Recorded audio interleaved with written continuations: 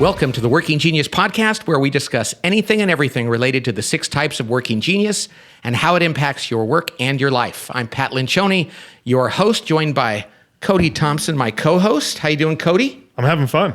We're here together today in California. Beau Johnson, we've got you in studio. How you doing, Beau? Happy to be here. We have Matt Lencioni on the keyboards, as I like to say, our engineer. What's our topic today, Cody? Non-working genius. Non-working genius, that's right. That's right. The 6 types of working genius, but what's a non-working genius? Well, that's when we have to do things outside of work. Sometimes that's vacation, but it still involves work-like activities. It's leisure, it's hobbies, it's fun. It might be retirement, but it's work-related because you've got to do activities that require skills. And so we're going to apply the 6 types of working genius to things we do outside of work. And it's June, so a lot of people are going on vacation, and that's not a bad place to start. So you're going on vacation and you think, what should I do? Consider your working genius when you plan your vacation, or otherwise you're going to come back from that vacation. You're going to need a vacation to rest. Yep. Make sense, Beau? A friend of mine recently had a sabbatical, so he got 6 weeks off. Perfect. He's a WD, and so he wanted to meet together to talk about how to plan a sabbatical, and it sounded exhausting to me because it was a lot of reflective time. It was a lot of time of getting counseling. It was very little play. And for me, I'm an inventor galvanizer. When I go on vacation, I want to do things I've never done before. I want to go meet people I've never met before. I want to try new things. I actually get energized on Saturdays by coaching my 8-year-old's football team because it's all galvanizing work and writing plays. But my wife, who's a discerner tenacity, that would totally drain her to have to come up with new things and try new adventures. And you have to consider that because one man's trash is another man's treasure. One man's vacation is another man's misery. Yes. Yeah. And yet we don't think of that. And we think, well, I get everybody loves doing that, you know? And it's like, no, it's going to depend on who you are. And none of us get to do anything perfectly. But if we're not even aware of where we get energy and joy, like right now we could sit here and talk about the perfect sabbatical. Yeah. So Laura and I, my wife, we actually wrote a book, which is interesting, years ago. It never got published, but we should try to do that again, about how to travel with your spouse.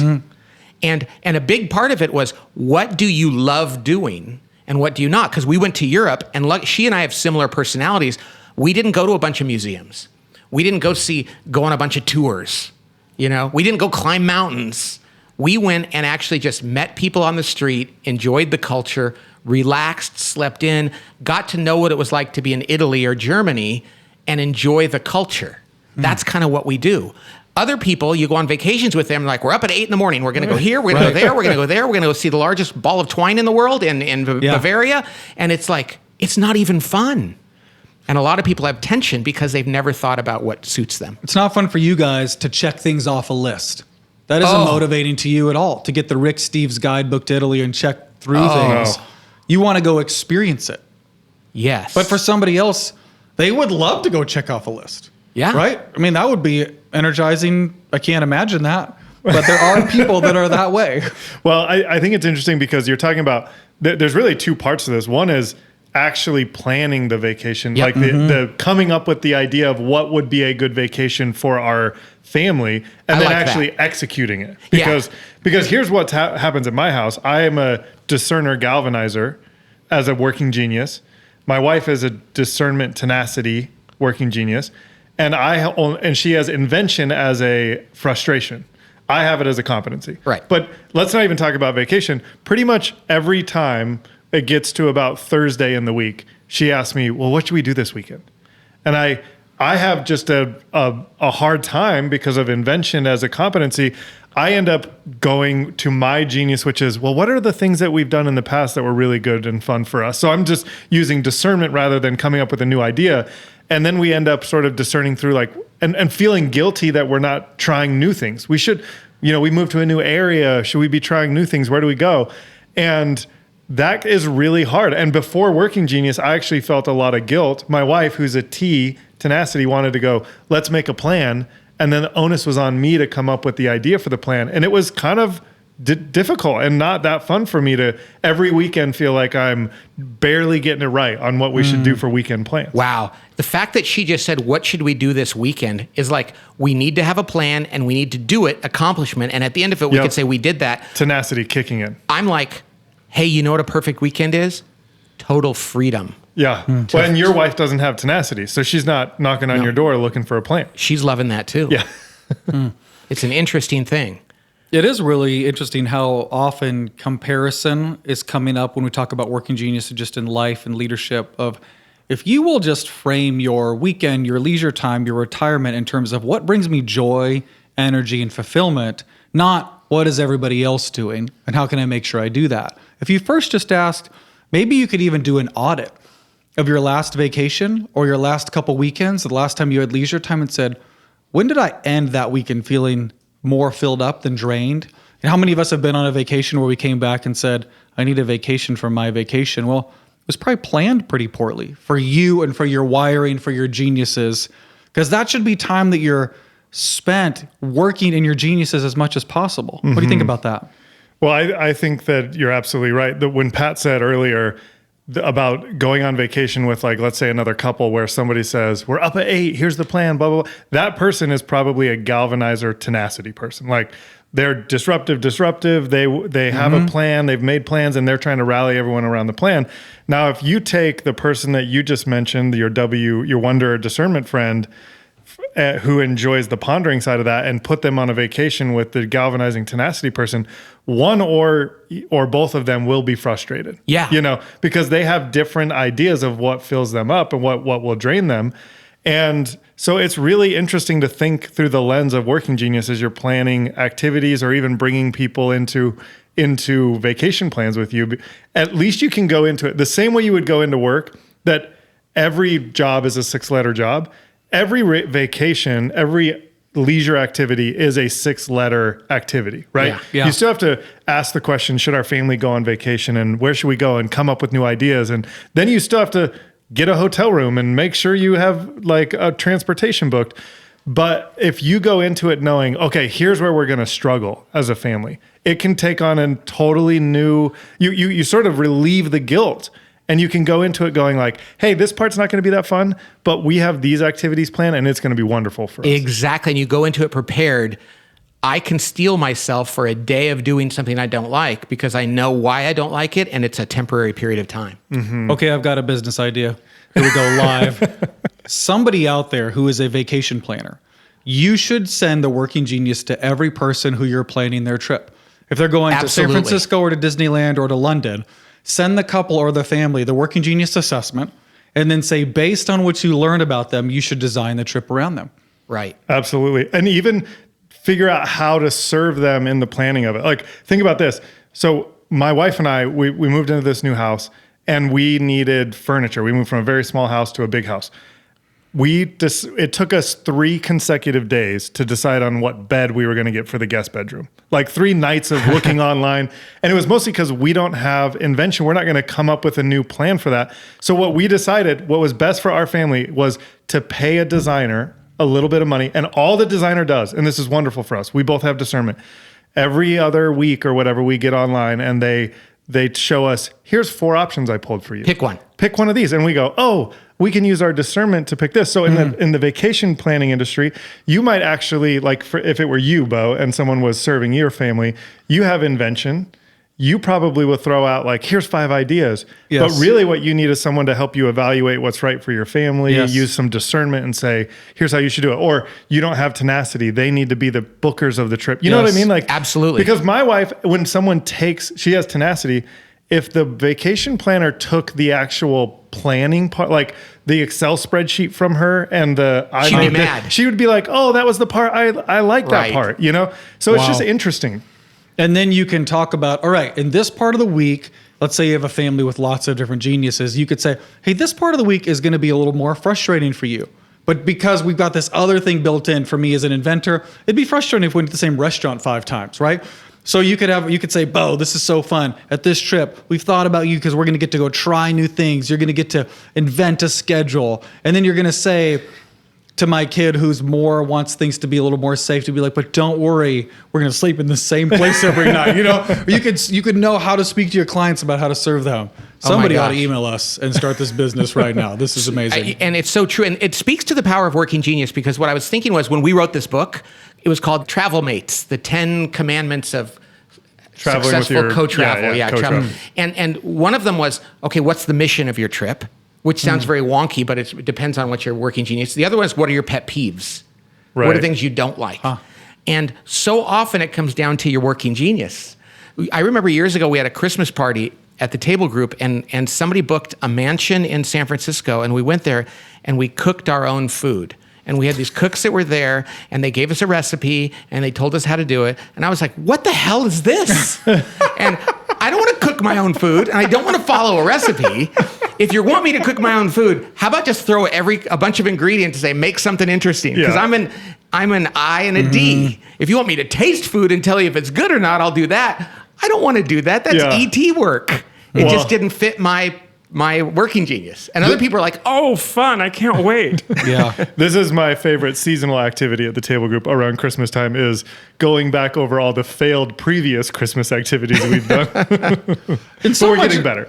So much of this is about self-awareness, because for you as an inventor discerner, you might like a different vacation than somebody else. And for me as an inventor galvanizer, there's another inventor galvanizer out there who doesn't resonate with anything that I've said. The idea is to learn and to use your own geniuses as self-awareness, to think, what's going to bring me joy and energy? And then for the people you're with, to ask, how can I really serve them well? And then not to be judgmental about other people who say, I don't like to do that. How can you not like going to the Louvre? I mean, let's spend all day there. Do you know how much great art is there? And they're just like, yeah, but that doesn't make me a bad person. It just means that doesn't suit what gives me joy and energy. Well, and it does actually, because there are different activities. It's not that working genius would describe why you like because a discerner might like going in there and going, I want to see why people love this art. I want to understand what's good about this. So it's not that, and there's layers here. It's not all explained by working genius. Two people could like doing the same thing, but for completely different reasons. Absolutely. But it gives us language about why we maybe have different preferences when we go into leisure time. Right. Whether it's the weekend, vacation, non-work time. I was talking to a friend of ours who the husband is a wonder galvanizer and the wife is a galvanizer tenacity person. And they asked my wife and I, so practically, how do you guys use working genius when you're making decisions in your marriage? And when we described, here's probably what, you're probably prone as the wonder to identify problems, like maybe we should do this or maybe we should do this. You don't have any invention between the two of you, so you probably don't come up with new solutions. And then you probably galvanize each other around, well, it's sort of like spontaneous argument or debate, like who can win, who can motivate the other person to do their plan. Convince the other, And they were just like, oh my gosh, that's exactly what we do, And so I think one of the big ahas here for my family that we and other couples have shared is that you have to know what to outsource a little bit or bring people. And when I say outsource, I don't mean pay. Like now, knowing that I don't have invention, I literally, this morning on the flight, Beau and I were together, and I said, Beau, hey, tell me about the 5 best campsites you've been to around our area. And he had said, there's this one that's an hour away. And I was like, describe it a little more to me. And it was more gravel and didn't have a fire pit. And I was like, that's not right for our family. But I just use him for invention. And I think this is what's great. Like, this means that we need each other. Absolutely. Not just at work, where we want all the geniuses represented, but when we're doing stuff in leisure, it's great to be able to go to somebody else, another couple, a friend in your life, and say, can you help me with this? Because I really am struggling, because it's a gift to them. That's absolutely true. We do need each other. I just realized what I loved about the sabbatical that Laura and I went on 30 years ago. So 30 years ago this summer, we went for 5 weeks, and we went to Orcas Island up in Canada. And so all I had to do was find a house. And we had a house there for like 3.5 weeks, and then I moved to a different house for 2 weeks. And here's what we did. We had nothing planned, which was key for us, because she's a wanderer. She loves to kind of just spend time in nature. We'd wake up, we'd go for a jog or row a little boat around a lake or something like that. We'd come back. I was working on my first book, The 5 Temptations of a CEO, and that was vacation for me because I loved getting to do some invention. Right. We got paint and easels and put them on the front porch of this house on Orcas Island. And we'd wake up and paint for a couple hours just for fun. Cool. And then we would play a game. And then we had nothing planned, no schedule, all very interactive, low-key discussions, heady things. Other people would have said, why didn't you go on a climbing mountains or get a boat and go out and find whales and all these other, which stuff that's all fun and everything. But we were just like, we are going to just shut it down and be present. And many people would say that sounds boring. And it's like, yeah, it would to somebody else. And I know other people say, we went camping and for 5 days we climbed this mountain. We set up camp every night and we cooked for ourselves. We tied everything up in the tree so the bears wouldn't get it. That sounds miserable to me. And that's okay. And so I realize now what I'm going to do for my 30th anniversary with my wife this year. And it's certainly not climbing a mountain. Yeah. We're going to do something very much like that sabbatical. But I wish I'd known about Working Genius before, because I'd have probably avoided a lot of vacations that weren't that fun. Right. That I thought everybody else said, you got to do this. I love that application to it. And I think we've talked a lot about like vacations and that sort of thing. But when we just said non-working genius, it means any activity outside, like even leisure activities. And what I love that you just brought up, Beau, was before we hit record, you said, hey, actually, you know what has been really fun for me lately is I started to coach my son's football team. As an inventor galvanizer, I'm coming up with new plays for the defense, and I get to motivate the kids around them. It's like for somebody else, that leisure activity would not sound like leisure. It would sound like, or they would have to find a different way to do it to be that coach. Well, and there's a lot of coaches out there who are not IGs who are coaching in a different way, but that doesn't work for me. It works for me to have plays named after the things that the kids love.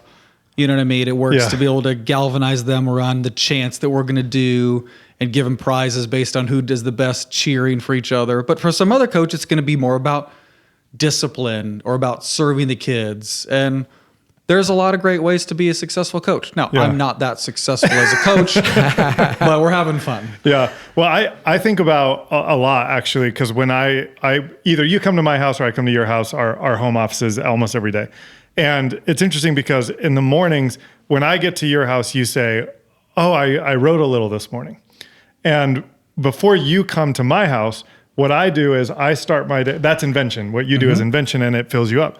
The start of my day is interesting. I actually go out and find and open about 5 different websites that actually, have different information about our company. And I start discerning to start my day. I'm like, that's fascinating. Oh, here's what people are saying about this. And here's where our sales are. And here's this. And it actually makes the very beginning of my day really fulfilling to me. I don't start writing. I don't start creating something right away. I actually use discernment out of the gate. And then the very next thing, our first meeting, we're using I'm using galvanizing to get people going around the things that we've discerned. So it's just the way, like you said, self-awareness and knowing as you go on vacation who you're going with and what ways are you going to frustrate them and they frustrate you, or what things do you need some help around, and how do you take Working Genius outside of work and make it fulfilling for you?